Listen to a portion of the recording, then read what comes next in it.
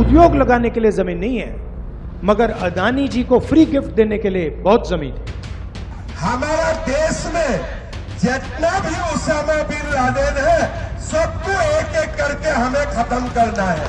जितना भी Usama bin Laden है, जंगल राज चेहरा बदलकर, कपड़े बदलकर, भेष बदलकर चुपके से वापिस आना चाहता है। हमारी सरकार बनते ही 14 जनवरी को 1 साल का यानी 30,000 रुपया डायरेक्ट उनके खाते में हम लोग डालेंगे। और वो दिन अब दूर नहीं है, आपके रोड, बिहार के रोड अमेरिका के बराबर बना दूंगा, ये मेरा वचन है। इनके आधे लोग जेल में और आधे बेल पे हैं। हम लोग जीत रहे हैं, बिहार की जनता जिता रही है। 18 तारीख को आप शपथ लेंगे? एकदम 18।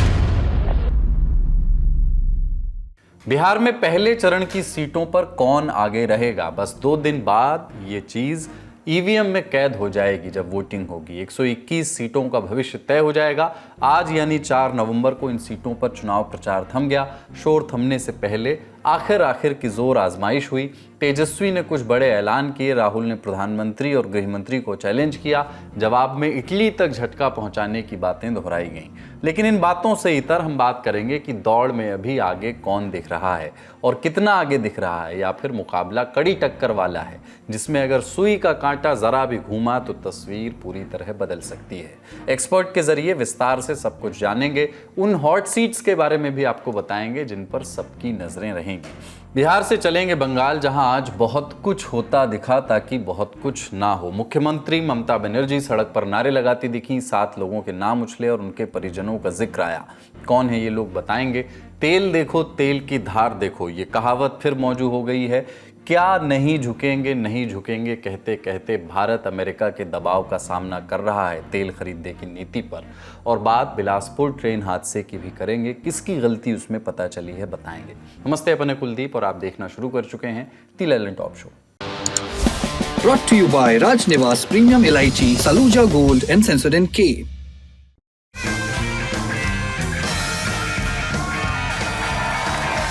राजनिवास प्रीमियम इलायची, सोच जो करे राज।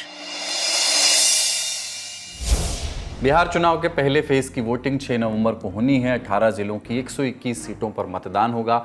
4 नवंबर को यानी आज पहले फेज का प्रचार बंद हो गया। आखिरी दिन नेताओं ने भाषण देने में कोई कसर नहीं छोड़ी। पहले इन भाषणों की मुख्य बातें जानेंगे, फिर उन 10 मुख्य सीटों की बात करेंगे जहां पहले फेज में तगड़ी फाइट होनी है। ये भी जानेंगे कि इस फेज में कौन आगे नजर आ रहा है। 4 नवंबर को सुबह टीवी पर ब्रेकिंग न्यूज फ्लैश हुई। तेजस्वी यादव पटना में एक बड़ी प्रेस कॉन्फ्रेंस करने वाले हैं। प्रेस कॉन्फ्रेंस हुई भी। बिल्कुल आखिर में वोटर्स को अपने पाले में खींचने के लिए तेजस्वी ने कुछ बड़े प्लान किए, बड़े ऐलान किए। बोले अगर हमारी सरकार बनी तो माई बहन योजना के तहत 1 साल के पूरे 30,000 एक ही बार में भेज देंगे। तेजस्वी ने और भी ऐलान किए। जिन मां बहनों के मांगों पर हम लोगों की सरकार जो है बनने जा रही है, और सरकार बनते ही आप सब लोग जानते हैं कि मकर संक्रांति का जो दिन है, यानी खरवास के बाद मकर संक्रांति आता है। हिंदुओं के लिए जो है नया साल के तौर पर लोग देखते हैं। दही चूड़ा जो है हम लोग खाते हैं, यानी 14 जनवरी को होता है। सरकार बनेगी और 14 जनवरी मकर संक्रांति के दिन मां बहन मान योजना के तहत पूरे 1 साल का 30,000 रुपया माताओं बहनों के खाते में हम लोग डालने का काम करेंगे। प्रेस कॉन्फ्रेंस के बाद तेजस्वी निकल गए रैलियां करने। सहरसा में 3 और मधेपुरा में 2 मंचों पर नजर आए। बोले मौका दीजिए, बेरोजगारी खत्म कर देंगे। महागठबंधन की सरकार सभी धर्मों और जातियों को साथ लेकर के चलेगी। महागठबंधन की तरफ से राहुल गांधी ने गया में रैली की, संविधान की कॉपी दिखाई। बोले नरेंद्र मोदी और अमित शाह जानते हैं कि वोट चोरी के बिना बिहार चुनाव नहीं जीत पाएंगे। ये भी कहा कि नीतीश कुमार का रिमोट बीजेपी के हाथ में है। अच्छा, मैंने कहा नीतीश जी की सरकार है, नीतीश जी की सरकार ही नहीं है। जैसे टीवी का रिमोट कंट्रोल होता है, वैसे नरेंद्र मोदी जी और अमित शाह के हाथ में नीतीश कुमार जी का रिमोट कंट्रोल है। जो भी करवाना है करवा देते हैं, बटन दबाते हैं, नीतीश जी करते हैं। और ये मत सोचिए, बीजेपी ने नीतीश जी को पूरा कंट्रोल कर रखा है, दबा के पकड़ रखा है। नीतीश जी की सरकार अब बिहार में कभी नहीं बनने वाली है, खत्म हो गया काम, हो ही नहीं सकता अब। महागठबंधन की तरफ से और भी नेताओं ने अपनी बात रखी। इस बार का चुनाव केवल बिहार का नहीं है, हमारे नौजवानों के भविष्य के साथ साथ भारत के भविष्य का भी चुनाव है। बिहार के जीत का मतलब है दिल्ली की सरकार भी हिल जाएगी। बताओ, हिल जाएगी कि नहीं हिल जाएगी? और जिन लोगों को राजनीति सही तरीके से पता होगा वो जानते होंगे, हम लोग तो किसी को प्रधानमंत्री बनाना चाहते थे, लेकिन सोचिए इस्तेमाल पार्टी क्या कर रही है, किसी को इस्तेमाल करके बर्बाद कर देगी। उनका नारा ही ये है कि पहले इस्तेमाल करो फिर बर्बाद करो। कहां हम लोग प्रधानमंत्री का सपना दिखा रहे थे, वो हो सकता है उसी पद से रिटायर हो जाए, उन्हें दोबारा मौका नहीं मिलने जा रहा है। अब सत्ता पक्ष की बात। केंद्रीय गृह मंत्री अमित शाह ने बेतिया में एक बड़ी रैली की, फिर से बोले एनडीए का ऐसा बटन दबाएं कि झटका इटली में लगे। राहुल बाबा, देश में जितनी यात्रा निकालनी है निकाल लो। हम भाजपा वालों का संकल्प है देश और बिहार से चुन चुन कर घुसपैठियों को निकालने का काम हम करेंगे, निकालने का काम। एक घुसपैठिया हमारे बेरोजगारों की मजदूरी खा रहा, हमारे गरीबों का राशन में हाथ बटाता है और हमारे देश में परिवारवाद चलाता है। भाइयों बहनों, लालू जी ने कभी मिथिला का सम्मान नहीं किया, मोदी जी ने हमेशा मिथिलांचल, मैथिली और मिथिला का सम्मान किया है। एनडीए की तरफ से असम के मुख्यमंत्री हिमंत बिस्वा शर्मा ने रघुनाथपुर में रैली की, आरजेडी प्रत्याशी ओसामा शाह पर निशाना साधा। मुझे बताया गया कि रघुनाथपुर में राम लक्ष्मण सीता तो बहुत है, लेकिन साथ में ओसामा भी है। तो मैंने खबर किया कि ये ओसामा क्या है, क्या ओसामा बिन लादेन का दोबारा जन्म नहीं हुआ? तो बोलो नहीं, ये भी एक ओसामा है। जो ओसामा मतलब वो बड़ा ओसामा बिन लादेन नहीं है, लेकिन छोटे रूप में वो भी ऐसा ही है। तो मेरा पहले यही चिंतन आया कि चुनाव जीतने का बाद हमारा देश में जितना भी ओसामा बिन लादेन है सबको एक एक करके हमें खत्म करना है। भारत का सबसे भरोसेमंद सलूजा गोल्ड TMT बार, मजबूती सब कुछ है। तो ये थे आखिरी दिन के प्रचार के कुछ क्विक अपडेट्स। अब थोड़ा अंदर भीतर चलते हैं खबर के। पहले फेज की हॉट सीट्स की बात करते हैं। पहली सीट मोकामा।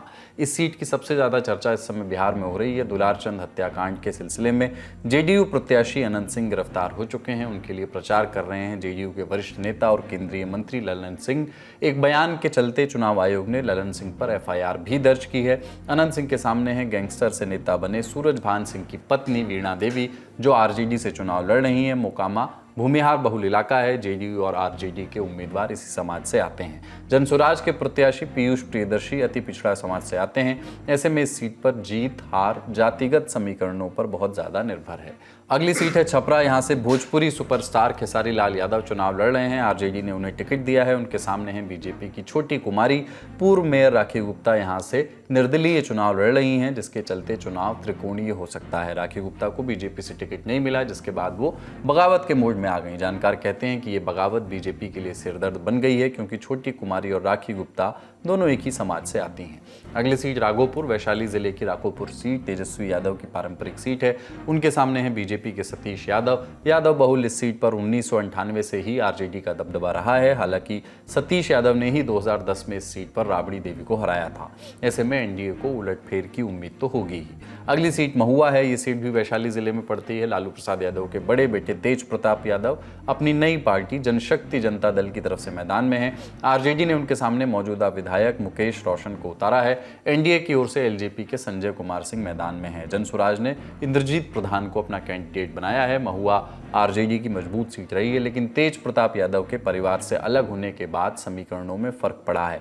कहा जा रहा है कि यहाँ लोग पार्टी नहीं, लालू प्रसाद यादव के बड़े बेटे को देख रहे हैं। अगली सीट है दानापुर। इस सीट से आरजेडी विधायक रीत लाल यादव जेल से चुनाव लड़ रहे हैं। उनके सामने बीजेपी के रामकृपाल यादव हैं। सीट का महत्व इस बात से समझिए कि लालू प्रसाद यादव यहां प्रचार के लिए गए थे।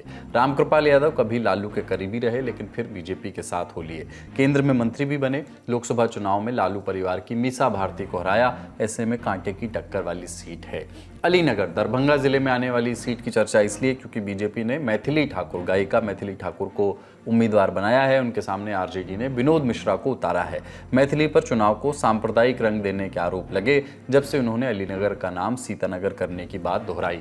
हालांकि पाग विवाद ने उन्हें बैकफुट पर भेजा है। इधर विनोद मिश्रा पिछली बार इस सीट पर सिर्फ 3000 वोट से हारे थे और तब उन्हें वीआईपी के मिश्री लाल ने हराया था। वीआईपी इस बार महागठबंधन के साथ है।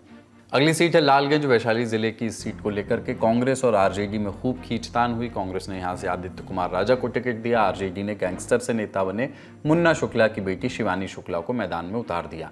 बीजेपी ने मौजूदा विधायक संजय कुमार सिंह को टिकट दिया है। पहले मुकाबला त्रिकोणीय था, लेकिन बाद में आदित्य कुमार राजा ने नामांकन वापस ले लिया। अगली सीट है गौरा बोराम। दरभंगा जिले की सीट बहुत रोचक हो चुकी है। इस सीट पर पहले आरजेडी के सिंबल पर अफजल अली खान ने नामांकन दाखिल किया। बाद में ये सीट वीआईपी के खाते में चली गई। वीआईपी के सर्वे सर्वा मुकेश सहनी ने अपने भाई संतोष सहनी को मैदान में उतारा। अफजल अली खान पर नामांकन वापस लेने का दबाव पड़ा, लेकिन वो नहीं माने तो आरजेडी से निष्कासित किए गए। अब जानकारी है कि अफजल अली खान अपना पर्चा वापस लेने वाले हैं। हालांकि महागठबंधन की एकता का संदेश देने के लिए मुकेश सहनी कुछ और करने जा रहे हैं। जानकारी के मुताबिक मुकेश सहनी अपने भाई संतोष का नाम वापस लेंगे और अफजल को समर्थन देंगे। अगली सीट तारापुर। मुंगेर जिले की इस सीट से बिहार के एक डिप्टी सीएम सम्राट चौधरी मैदान में हैं। उनका मुकाबला आरजेडी के अरुण कुमार साव से है। ये सीट पहले कांग्रेस का मजबूत गढ़ थी, लेकिन बीते 15 बरस से इस पर जेडीयू का कब्जा रहा है। तो ये थी कुछ बड़ी सीटें। अब चलते हैं जानकारों के पास जो ये बताएंगे कि पहले फेज में सूरत हाल क्या है, कौन से मुद्दे समीकरण हावी दिख रहे हैं। इसमें से कोई भी सीट ऐसी नहीं कही जा सकती है जो बहुत क्लियर कट हो कि वो जहाँ निकल ही रहा हो। जैसे कि राघोपुर की सीट ही ले तो राघोपुर से तेजस्वी यादव का निकलना हर बार माना जाता था कि बहुत आसान है, लेकिन इस बार दावे से नहीं कर सकते कि तेजस्वी यादव निकल ही जाएंगे, क्योंकि उनको जो मुकाबला उनका दे रहे हैं सतीश कुमार, वो दावा कर रहे हैं कि इस बार चूँकि लोजपा उनके साथ है तो जो मार्जिन जीत की थी उसको वो कम कर सकते हैं। इसी तरह से जो सीट है अलीनगर की, माना जा रहा था कि मैथिली ठाकुर इसको निकाल लेगी, लेकिन उसमें यहाँ भी दिक्कतें नज़र आ रही है। सबसे महत्वपूर्ण देखिए कि इस चरण के आखिर में मुकेश सहनी ने अपने छोटे भाई संतोष सहनी का नाम गौड़ाबड़ाम सीट से, उस गौड़ाबड़ाम सीट से वापस ले लिया जो उनके गाँव की सीट है, जबकि उस सीट पर वो आसानी से उनको जीतना चाहिए था, लेकिन चूंकि राजद के कैंडिडेट अफजल वहाँ खड़े थे, राजद के द्वारा उनको पार्टी से निकाल जाने के बावजूद वो राजद के सिंबल के साथ खड़े थे और ऐसा लग रहा था कि दोनों में से कोई जीतेंगे नहीं, तो केवल सीट निकालने के लिए उन्होंने वापस ले लिया। इस तरह से ये एक महत्वपूर्ण चरण है, देखना होगा कि आगे क्या होता है। आज के बिहार राउंड अप में इतना ही। अब सुर्खियों की बारी। अभी लेके आए सेंसोडेंट के टूथ का करंट गॉन तो लाइफ का करंट ऑन। बिहार के बाद अब देश के 12 राज्यों में एसआईआर की खबर। वोटर लिस्ट दुरुस्त करने की कवायद शुरू हुई। विपक्षी पार्टियों के विरोध वाले स्वर उठे। बंगाल में दिखी ममता बनर्जी, मुख्यमंत्री वहां की। हजारों कार्यकर्ताओं के साथ वो सड़कों पर उतरी। रविंद्रनाथ टैगोर के पैतृक घर तक पैदल मार्च किया। मार्च के अलावा भी टीएमसी केंद्र सरकार और चुनाव आयोग पर हमलावर है। एसआईआर के जरिए धांधली के आरोप लगा रही है। टीएमसी महासचिव अभिषेक बैनर्जी बोलते मिले। चुनाव आयोग ने बिना सबसे बात किए ये कदम उठाया, माने वो बीजेपी के दबाव में काम कर रहा है। कोई इंटरैक्शन के बगैर, कोई डिस्कशन के बगैर इलेक्शन कमीशन ने एक एसआईआर अनाउंस कर दिया। ये दिखाता है और दर्शाता है कि चुनाव आयोग अपना काम नहीं कर रहे, कहीं बीजेपी के थ्रू प्रेशराइज्ड हो रहे। आपको अगर एसआईआर करना था, पिछला बार जब एसआईआर हुआ था 2002 में, तो 2 साल लगा था। ये मैं फिर से कह रहा हूं सबके लिए कि पिछला बार जब एसआईआर हुआ था, स्पेशल इंटेंसिव रिवीजन जिसको कहा जा रहा है, वो 2002 में हुआ था, उसके लिए 2 साल लगा। अब वही चुनाव आयोग 2 महीने में करना चाह रहा है। टीएमसी का दावा यह भी है कि एसआईआर के कारण डर का माहौल बना, जिससे पश्चिम बंगाल में 7 लोगों की जान चली गई। पैदल मार्च में उन 7 के परिजन भी मौजूद थे। टीएमसी नेताओं ने मृतकों को श्रद्धांजलि दी। उधर विरोध के स्वर तमिलनाडु से भी उठे। सत्तारूढ़ दल डीएमके एसआईआर के खिलाफ सुप्रीम कोर्ट पहुंच गई है। डीएमके के संगठन सचिव और पूर्व राज्यसभा सदस्य आरएस भारती ने याचिका दायर की है, एसआईआर को रद्द करने की मांग की है। दलील दी कि इससे असली वोटर्स का मताधिकार छिन सकता है, वो भी बड़े पैमाने पर। दलील ये भी कि तमिलनाडु में अक्टूबर 2024 से जनवरी 2025 के बीच स्पेशल समरी रिवीजन यानी एसएसआर पूरा हो चुका है, जिसमें वोटर लिस्ट को अपडेट किया गया था। उसके बाद से लिस्ट लगातार अपडेट भी हो रही है। ऐसे में राज्य में एसआईआर की कोई ज़रूरत नहीं है। इसके पहले 2 नवंबर को राज्य के 44 दलों की एक बैठक हुई मुख्यमंत्री स्टालिन की अगुवाई में, जिसमें तय हुआ कि सब मिलकर एसआईआर के खिलाफ सुप्रीम कोर्ट जाएंगे। तर्क है कि सुप्रीम कोर्ट खुद प्रक्रिया पर गंभीर सवाल उठा रहा है और बिहार के मामले पर फैसला आना अभी बाकी है। ऐसे में चुनाव आयोग तमिलनाडु में दूसरी जांच शुरू ही क्यों कर रहा है। अगली सुर्खी, क्या भारत पुराने दोस्त रूस को भूलकर अमेरिका से नज़दीकियां बढ़ा रहा है? अमेरिका के सुर में सुर मिला रहा है। डोनाल्ड ट्रंप ने रूस को चोट दी तो भारत उसे एक्स्ट्रा दर्द क्यों दे रहा है? इन सवालों के केंद्र में है रूस से तेल की खरीद और खरीद से जुड़ा आंकड़ा। रूस से भारत आने वाले कच्चे तेल की खरीद में गिरावट आई है। गिरावट अमेरिका की तरफ से रूसी तेल कंपनियों पर बैन के बाद आई है। रूस की 2 बड़ी तेल कंपनियों पर अमेरिका ने 22 अक्टूबर को बैन का ऐलान किया था। उसके बाद से ही अगले कुछ दिन यानी 27 अक्टूबर तक भारत को हर दिन औसतन 1.19 मिलियन बैरल कच्चा तेल निर्यात हुआ, जो कि उसके पिछले हफ्ते के मुकाबले काफ़ी कम है। पहले ये 1.95 मिलियन बैरल प्रतिदिन था। अमेरिका के लगाए प्रतिबंध 21 नवंबर से लागू होंगे। जानकार बता रहे हैं कि इसके बाद रूस से तेल खरीद में और कमी आएगी। दिसंबर जनवरी में इसका असर ज़्यादा देखने को मिल सकता है, लेकिन रूस का तेल सस्ता है, लिहाजा भारत पूरी तरह से बंद भी नहीं करेगा। किसी का लॉस्ट तो किसी का फाउंड तो अमेरिका का फ़ायदा। आंकड़े ये भी बता रहे हैं कि अब अमेरिका से भारत रिकॉर्ड तोड़ कच्चा तेल खरीद रहा है। अक्टूबर 2025 में ये पिछले 4 साल में सबसे ज़्यादा रहा है। अगली सुर्खी, रेल हादसे की। छत्तीसगढ़ के बिलासपुर रेलवे स्टेशन के पास 4 नवंबर को हादसा हो गया। एक पैसेंजर ट्रेन और एक मालगाड़ी आपस में टकरा गई। 5 लोगों की मौत हो गई, 5 अन्य घायल हैं। आंकड़े और भी बढ़ सकते हैं। रिपोर्ट के मुताबिक पैसेंजर ट्रेन छत्तीसगढ़ के गेवरा से बिलासपुर जा रही थी, जबकि मालगाड़ी बिलासपुर से आ रही थी। बिलासपुर रेलवे स्टेशन के पास लाल खदान में दोनों गाड़ियां एक ही ट्रैक पर आ गईं, जिससे उनके बीच जोरदार टक्कर हो गई। राहत और बचाव का काम चल रहा है। घायलों को हॉस्पिटल में एडमिट कराया गया है। रेल हादसे का कारण अभी तलाशा जा रहा है। रिपोर्ट के मुताबिक पैसेंजर ट्रेन ने सिग्नल पार कर दिया था। अब ये जांच हो रही है कि ट्रेन ने आखिर सिग्नल क्यों तोड़ा। ये मानवीय गलती थी या सिस्टम फेलियर, ये जांच के बाद ही पता लगेगा। मामले पर जो भी अपडेट आएगा हम आपको बताते रहेंगे। आज का ललन टॉप शो यहीं तक। अपना और अपनों का ख्याल रखिए। देखते रहिए दी ललन टॉप। शुक्रिया, शुभ रात्रि। पूरे देश में संपूर्ण लॉकडाउन होने जा रहा है। खाली पेट और खाली जेब घर लौटने की मजबूरी। तो क्या करें सर? करीब 36 किलोमीटर पैदल चलकर चुके मजदूरों को नींद आ गई और इसी बीच आई मालगाड़ी ने इनसे इनकी जिंदगी छीन ली। आर्टिकल 15 क्या होता है बताइए? आप किसी के साथ भेदभाव नहीं कर सकते। गांव में इनके जितना कोई है तेज पढ़ने वाला ना।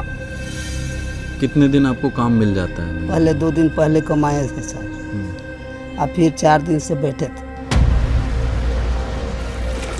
तो लगभग 50 लोगों के लिए जो भी है 2 बाथरूम है। अब किसी तरह तो एडजस्ट करना पड़ेगा। नहीं, छात्र पुलिस को धक्का देकर आगे बढ़ रहे हैं। बुला कर 10 को केस कर देंगे। जिस दिन सारे लोग निकल जाएंगे घर से नौकरी मांगने के लिए, उस दिन ये कहाँ से रोकेंगे उन्हें? बरस गई, लाठियां बरस गई, छात्रों पर लाठियां बरस गई है। पुलिस कहा करती थी कि हमारा एकमात्र मैंडेट है, हम लाश उठाएं, हम रोकने नहीं जाएंगे। Literally summoned by the Chief Minister and said कि जंगल राज का खात्मा नहीं हो सकता है क्या? A Makana board will be established in the state. इससे कुछ होने वाला नहीं है। बिहार को चाहिए होगा मैन्युफैक्चरिंग। सर हम लोग स्टार्टअप जोन बर्बाद हो गया, हम लोग को आप भूल गए हैं। पूरी हरित क्रांति जो हुई उस प्रोसेस से बिहार छूट गया। जब खाना बना के रोड पर खाते हैं तो सोने के लिए हमको कौन सा महल मिला है? तो एक दिन का मजदूरी कितना देते हैं? यहाँ पहले तो 3 किलो मिलता है सर। अनाज देते हैं? हाँ, चावल। रुपया नहीं देते? नहीं। ये है बिहार। यहाँ कितनी उम्र में कमाना है ये डिसाइड करता है कि आपके घर की हैसियत कितनी है, और कितने दिन तक कमाइएगा ये डिसाइड करता है कि आपके बाल बच्चे कैसे हैं। जब काबिलियत है तो लड़ने दो ना, बराबरी करने दो ना।